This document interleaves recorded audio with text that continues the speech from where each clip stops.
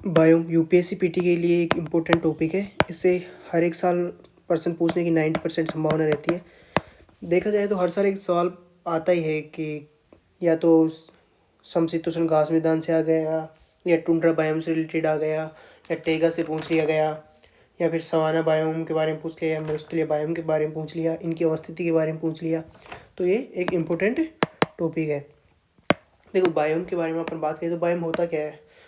देखो, किसी भी एक जिस क्षेत्र की, बड़े क्षेत्र की यदि जलवायु समान जलवायु है और उसकी जलवायु में एक विशेषता है पाई जाती है, मतलब एक विशेष प्रकार की जलवायु है, और एक लंबा क्षेत्र है, इसमें समान जलवायु है।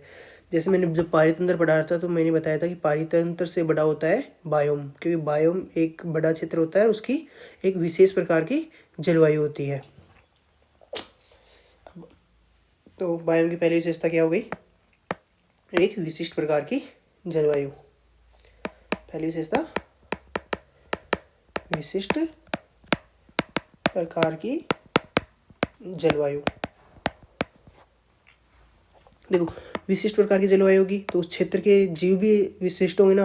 मतलब किसी भी क्षेत्र की जिस प्रकार के तापमान, आर्द्रता और बाकी जो भी भौगोलिक परिस्थितियाँ पाई जाती हैं, वायुमंडलीय जो परिस्थितियाँ पाई जाती हैं, उनके आधार पर ही तो वहाँ के जीवों का निर्माण होता है। कि जैसे ठंडे क्षेत्र हैं तो मैंने आपको एक रूल बताया था पिछले वाले यूनिट में कि एलन रूल क्या होता है, ब्रिगमैन रूल क्या होता है।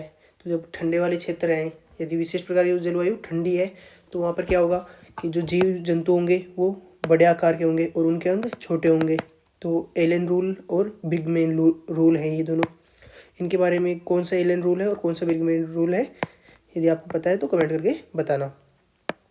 देखो, विशिष्ट प्रकार की जलवायु होगी तो क्या परिणाम होगा? क्षेत्र की वनस्पति और वहाँ के जीव इसके द्वारा निर्धारित होंगे। जैसे बायोम के एग्जाम्पल देंगे, शंकुधारी बायोम हो गया, या घास मैदान हो गया, ये बायोम के एग्जाम्पल है। अब बात करते हैं बायोम के प्रकार की। इनका वर्गीकरण करेंगे अपन अक्षांश के आधार पर और जलवायु के आधार पर। आपने टुंड्रा बायोम का नाम सुना है? टुंड्रा, या जो अपन बोलते हैं कि जैसे जैसे अपन पर्वत पर ऊंचाई पे जाते जाएंगे तो वहाँ पर टुंड्रा बायोम पाया जाता है। टेगा, टुंड्रा, सारी अवस्थितियाँ पाई जाती हैं पर्वत की ऊंचाई पे जाने पर।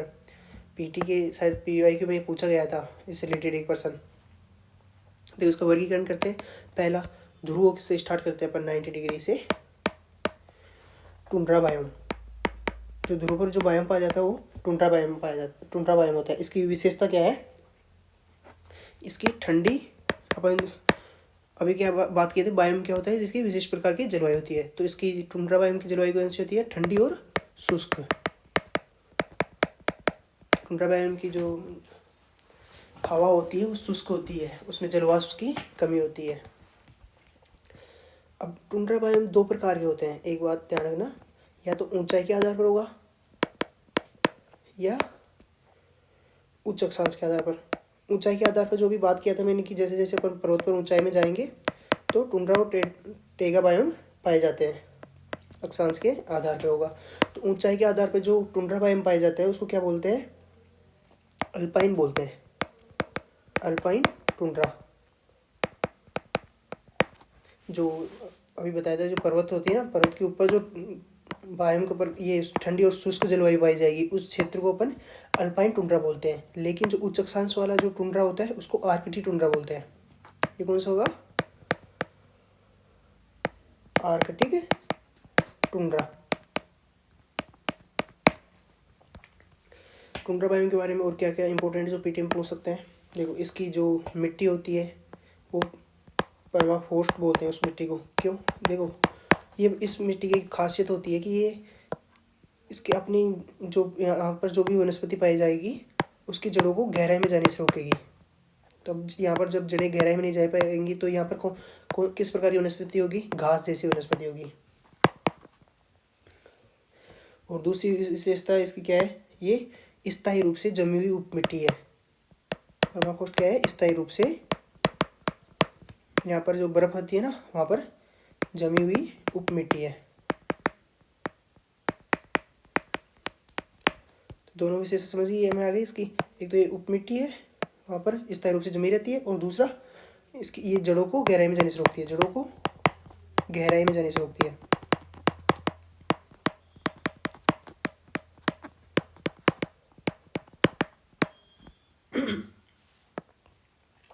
टुंड्रा के बारे में दो चीज़ें पता चली, एक तो इसकी जलवायु ठंडी और शुष्क रहती है, दूसरी जो ऊंचाई वाले जो ठंडे और शुष्क क्षेत्र होता है ना, उसको आर्कटिक टुंड्रा बोलते हैं। मतलब जो जैसे अपनी जो हिमालय पर्वत है, हिमालय पर्वत पर जो ऊंचाई पे जाने पर जो ठंडा और शुष्क क्षेत्र आएगा ना, उसको अपन अल्पाइन टुंड्रा बोलेंगे।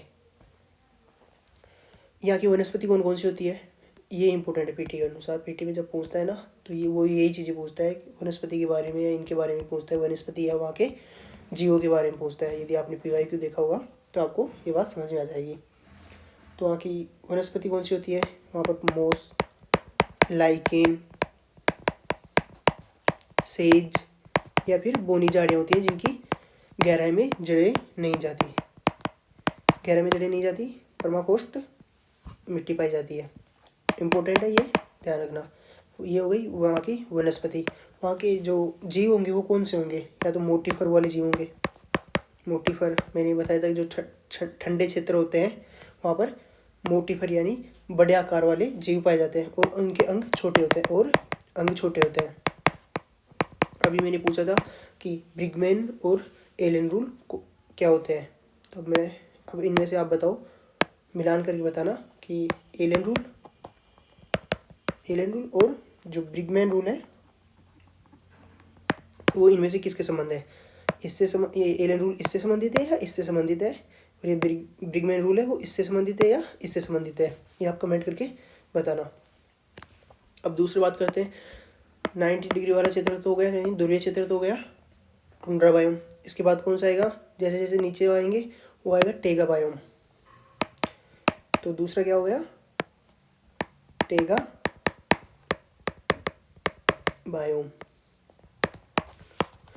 देखो टेगा बायोम को एक और वन बोलते हैं इनको, यदि आपको पता हो तो बोरियल वन होता है ना, पीटी में जब पूछेगा तो बोरियल वन के बारे में पूछेगा, टेगा नाम नया देके बोरियल वन ज़्यादा देना पसंद करेगा, बोरियल वन।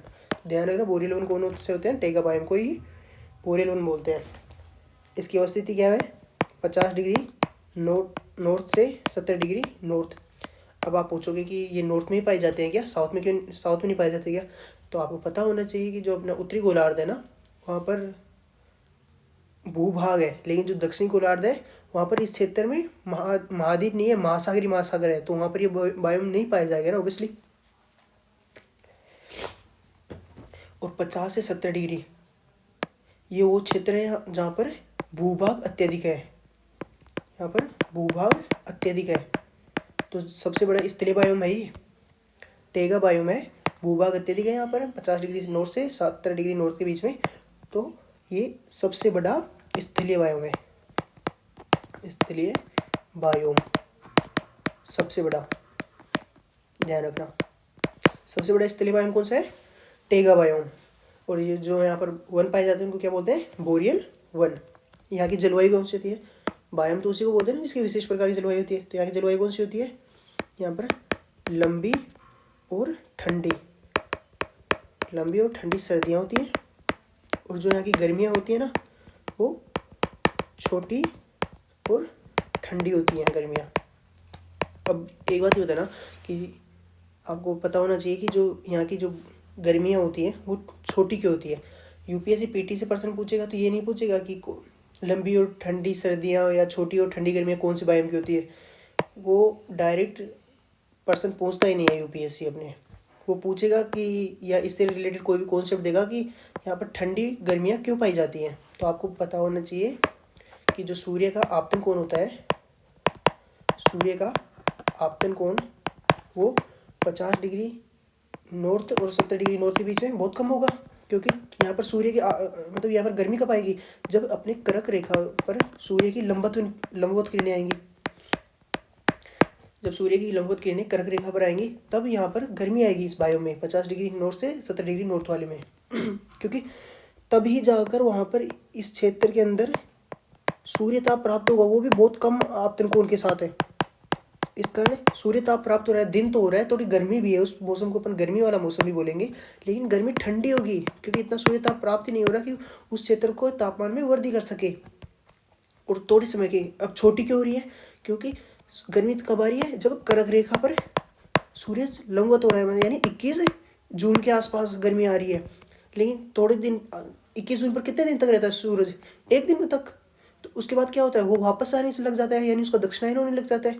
और जब उत्तरायण होता है तो 21 जून के आसपास वाले क्षेत्र में गर्मी पड़ेगी, और जैसे ही 21 जून से कुछ दिन बाद यहाँ पर सर्दी बढ़ना वापस शुरू हो जाएगी, क्योंकि सूरज का लंबवत किरणें यहाँ से भी चली जाएंगी और दक्षिण की ओर जाने लग जाएंगी। तो समझ में आए ना कि यहाँ पर छोटी गर्मियाँ क्यों होती है। मेरे अनुसार आपको अच्छे समझ में आ जाएगा। मैंने इसको जलवायु से भी, यानी ज्योग्राफी वाले टॉपिक से भी जोड़ दिया है। और क्या विशेषता है इस टेगा बायोम की,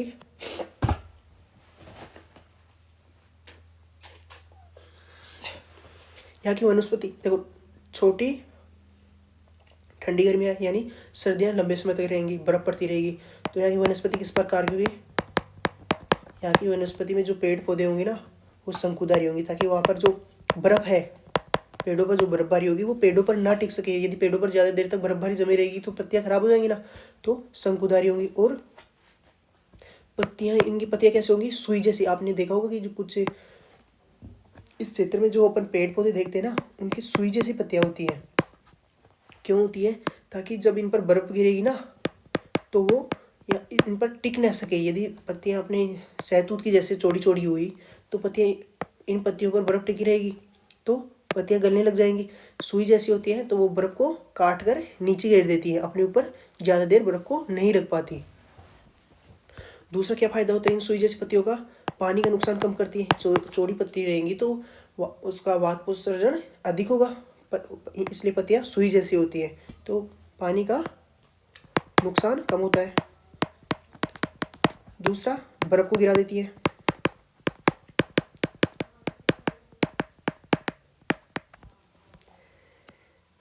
यहाँ पर कौन कौन सी वनस्पति पाई जाती है, एग्जाम्पल देखें वनस्पति के कौन कौन से प्रकार हैं। तो पाइन, स्प्रूस, देवदार वृक्ष यहीं का है, ध्यान रखना, देवदार और लार्च, ये यहाँ के पेड़ों के प्रकार हैं। यहाँ की मिट्टी, अभी मैंने बताया था टुंड्रा की, जो सबसे दक्षिणी ध्रुव पर जो सबसे उत्तर में जो बायोम पाया जाता है टुंड्रा, उसकी मिट्टी कौन सी होती है, कमेंट करके बताना। और उस मिट्टी की क्या विशेषता है वो कमेंट करके बताना। देखो यहाँ जो है टेगा बायोम, उसकी मिट्टी का क्या विशेषता होती है, ये मिट्टी अम्लीय होती है और पोषक तत्वों में खराब होती है। तो जो मिट्टी अम्लीय होती है, पोषक तत्वों में खराब होती है, उसको कौन सी मिट्टी बोलते हैं, किस मिट्टी का प्रकार है ये पोडजोल मृदा होती है ना, कौन सी मृदा, पोडजोल मृदा, उसकी विशेषता है ये। पोडजोल मृदा किस प्रकार की होती है, अम्लीय और पोषक तत्वों में खराब होती है।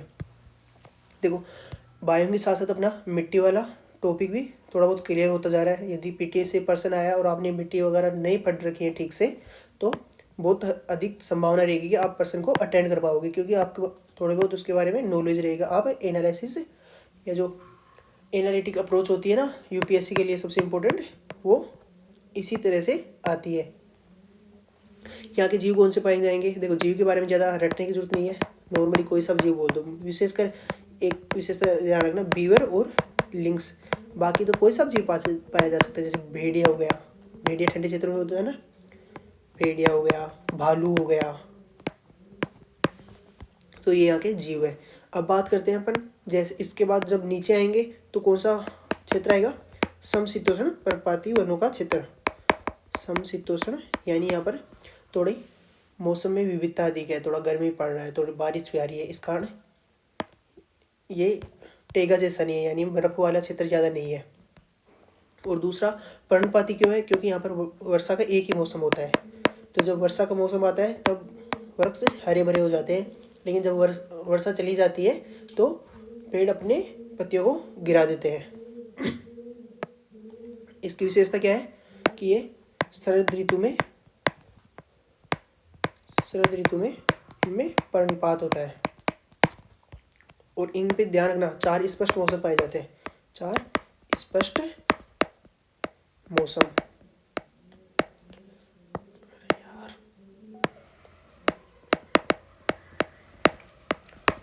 यहाँ पर 4 स्पष्ट मौसम पाए जाते हैं। देखो जैसे जैसे अपन नीचे आ रहे हैं ना, मौसम में ज़्यादा विविधता आती जा रही है ना। यहाँ पर गर्मी में वृद्धि होती जा रही है क्योंकि ध्रुवों के पास ठंड ज़्यादा होती है। तो समशीतोष्ण पर्णपाती वनों की विशेषता क्या है, जो यहाँ पे जो वनस्पति होती है इनमें चौड़ी पत्तियाँ आने लग जाती हैं। ऊपर टेगा में सुई जैसी पत्तियाँ आ रही थी, क्यों? ताकि वहाँ पर बर्फ़ जम ना सके। तो यहाँ की वनस्पति में चौड़ी पत्तियाँ होती हैं, चौड़ी पत्ती पर्णपाती होती हैं, चौड़ी पत्ती होती है। एग्जाम्पल देखें तो ओक, मेपल और बीच, ये वहाँ की कुछ वनस्पति है, कुछ पेड़ों के प्रकार है, ध्यान रखना। यदि यूपीएससी पर्सन एक बार पूछा था अपने इंडिया के बारे में, तो यूपीएससी पर्सन ये था कि जब अपन दक्षिण से उत्तर की ओर जाएंगे तो अपने को कौन कौन से पेड़ों का क्रम मिलेगा। तो जैसे अपने दक्षिण में वर्षावन पाए जाते हैं, उसके बाद पर्णपाती क्षेत्र आ जाता है, रेगिस्तान में रेगिस्तान या झाड़ी आ जाती है। तो ये 3-4 प्रकार के पेड़ों के उदाहरण दे रखा था।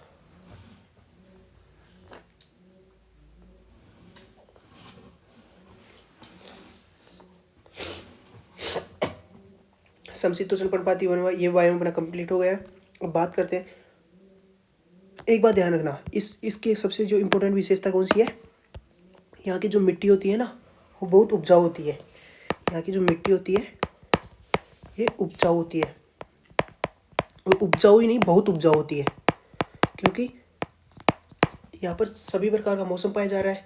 तो जब यहाँ पर पतझड़ होता है ना, यहाँ पर पतझड़ होगा, फिर जो पत्तियाँ गिरेगी वो अपघटित हो जाएंगी, और अपघटित होने के बाद ये ह्यूमस का रूप ले लेंगे, यानी ह्यूमस मृदा में ह्यूमस की मात्रा बढ़ जाएगी। तो ह्यूमस की मात्रा बढ़ेगी तो ये मृदा उपजाऊ अधिक होगी।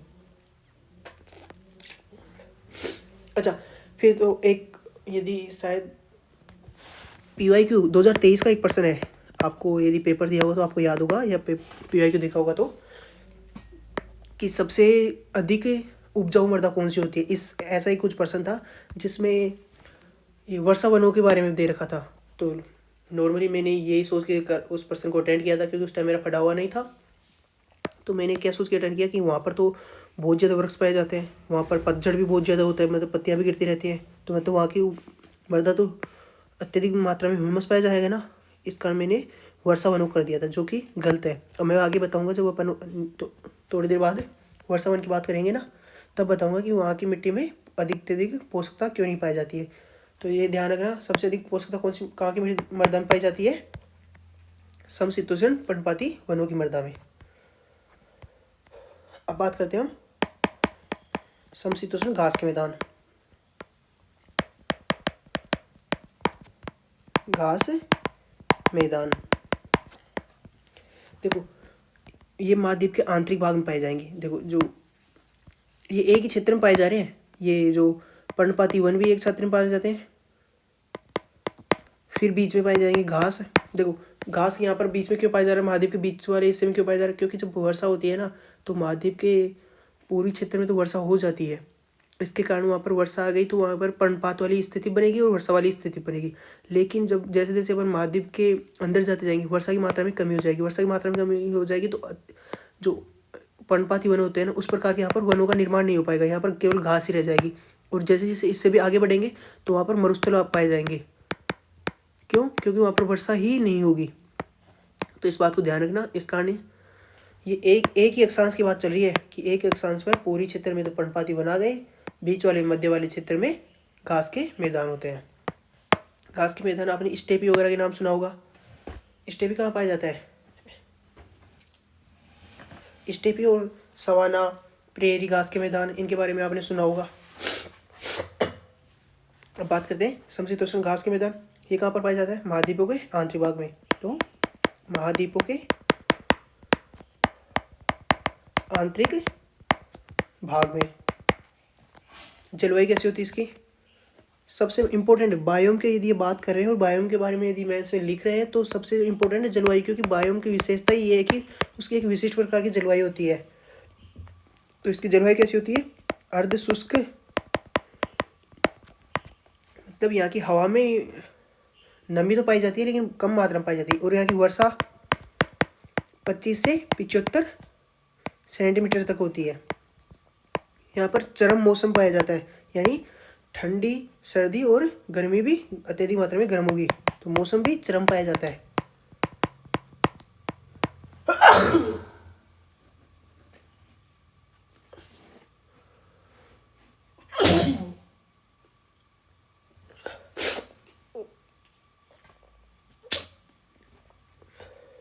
ठंडी सर्दियाँ और गर्म गर्मी।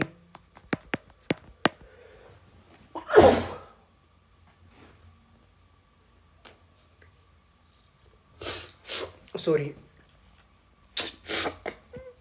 यहाँ के जीव यहाँ पे जीव कौन कौन से पाए जाते हैं? Bison, prairie dogs. आपने प्रेरी घास का मैदान सुना होगा और प्रेरी डॉग के नाम बारे में भी सुना होगा आपने। देखो, कुछ घास के नाम है, ये अपनी स्थानीय क्षेत्र के आधार पर इनके नाम है। प्रेरी कहाँ पर होता है, स्टेपी कहाँ पे होता है, यदि आपको पता है तो कमेंट करना। पंपास, देखो, वेल्ड और डाउन्स, ये केवल ये जो समशीतोष्ण घास के मैदान है ना, उन्हीं के अलग अलग जगह पर अलग अलग नाम होते हैं। जो अपनी उत्तर, अब शुरू करते हैं अमेरिका से, शुरू करते हैं। वहाँ पर जो ट्रम्प चच्चा है ना फालतू के, तो प्रेरी ये होता है उत्तरी अमेरिका के जो घास मैदान होते हैं ना, उनके प्रेरी बोलते हैं। उत्तरी अमेरिका में प्रेरी बोलेंगे तो दक्षिण अमेरिका में पंपास बोल रहे हैं, ध्यान रखना। दक्षिण अमेरिका में पंपास, दक्षिणी अमेरिका। आपने हिस्ट्री पढ़ी है, हिस्ट्री में यदि आपने प्राचीन भारत पढ़ रहे होगे तब आपने सुना होगा कि जो शक थे वो कहाँ से आए थे? मध्य एशिया से आए थे। उनको क्या बोलते थे? ये वहाँ के चरवाहा वर्ग को क्या बोलते हैं ना, सॉरी, एक टर्म था, यदि आपको पता हो तो कमेंट करके मुझे बताना। तो वहाँ से थे, और वहाँ पर कौन से घास मैदान पाए जाते हैं? स्टेपी घास मैदान पाए जाते हैं। तो शायद आपने हिस्ट्री में जब पढ़ रहे होगे तब भी स्टेपी घास मैदानों के बारे में सुना होगा। तो ये कहाँ पे पाए जाते हैं? अपने मध्य एशिया और यूरेशिया के क्षेत्र में। तो इसको क्या बोलते हैं? ये कहाँ पाया जाता है? यूरेशिया में। और जो दक्षिण अमेरिका होती है, जहाँ पर अपने गांधी जी गए थे, वहाँ पर इन घास मैदानों को क्या बोलते हैं? वेल्ड, दक्षिणी अफ्रीका। और डाउन्स ऑस्ट्रेलिया में बोलते हैं। सबसे डाउन, सबसे नीचा, एक सबसे नीचे कौन सा देश है, तो कौन सा महाद्वीप है? ऑस्ट्रेलिया। तो डाउन्स, नीचे नीचे वाला डाउन्स।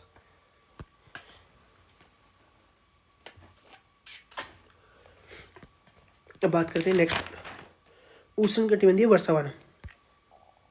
सबसे अत्यधिक मात्रा में जैव विविधता कहाँ पर पाई जाती है? यदि कोई भी प्रश्न पूछा गया है किसी,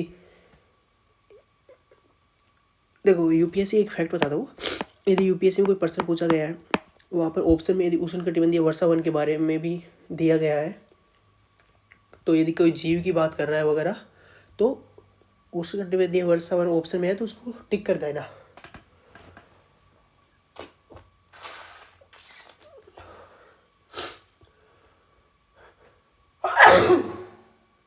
जुकाम लग गया।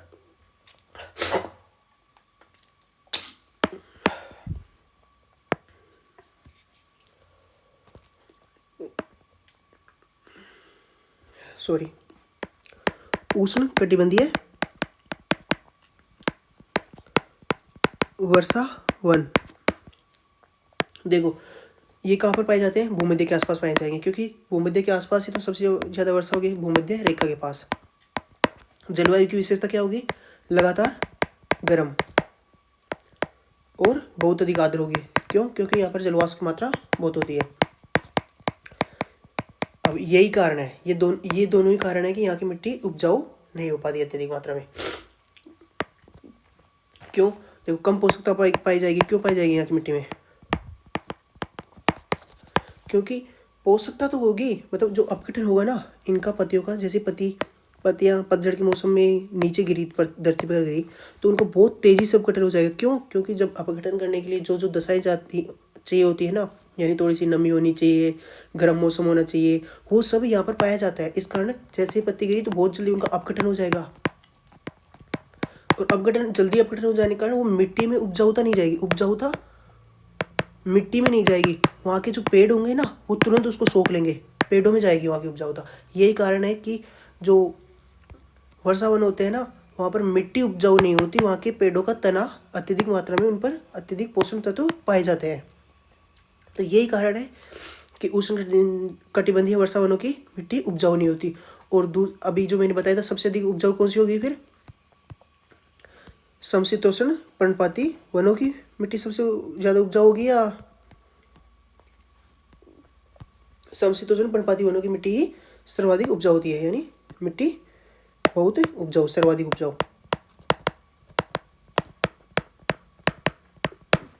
देखो टेगा में कौन सी मिट्टी पाई जाती है, और टुंड्रा में कौन सी, टुंड्रा में परमाफ्रॉस्ट, टेगा में पोडजोल।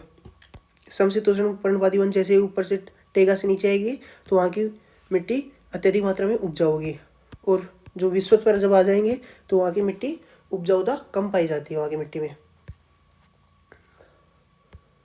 अब बात करते हैं अपन सवान बायोम। सवान बायोम का नाम सुना होगा, ये भी घास के मैदान ही है।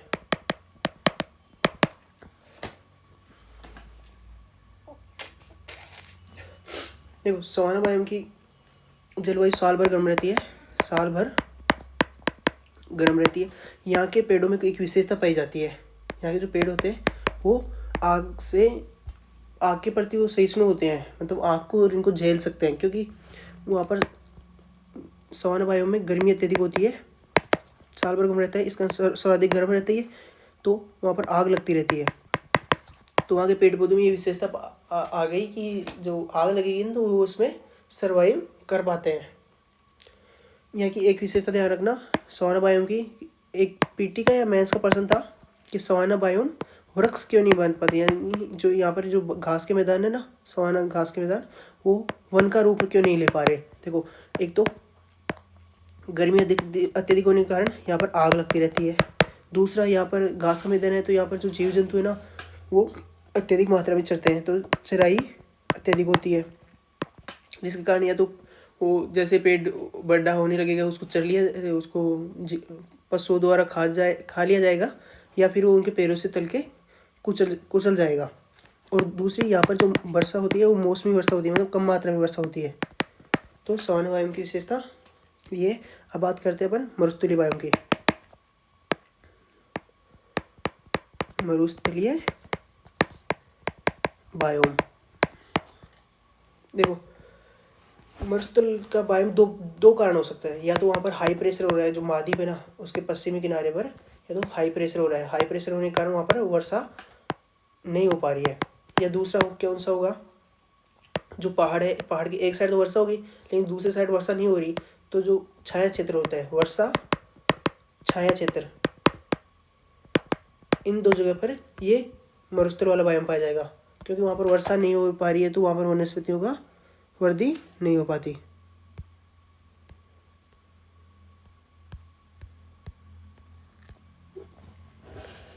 यहाँ की वनस्पतियों में एक विशेषता पाई जाती है, ये ध्यान रखना, जो मरुस्थलीय बायोम होते हैं ना इनकी वनस्पति में एक विशेषता पाई जाती है। यहाँ की वनस्पति मोटी और मोमी पत्तियाँ होती हैं।